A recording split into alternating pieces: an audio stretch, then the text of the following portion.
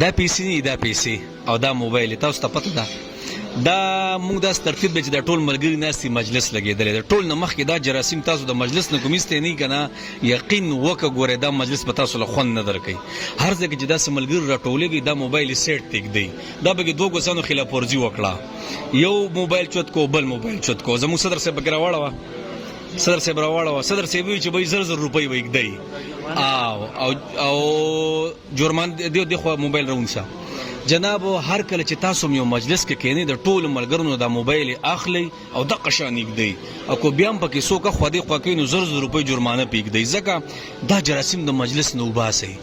دا چې ما سره کنه زدا سیم ګوره چې خپل کور کې او روزګار کې ناسمه نو دا اوس موږ راغلی ټول ملګری ناسو غب شپ لګو خپل یو قسم لاغمینه محبت ته او جدا پکې کنه والله په مجلس پنه پويږي نو د خپل مجلس خلا غواړي دا یو سیټ تا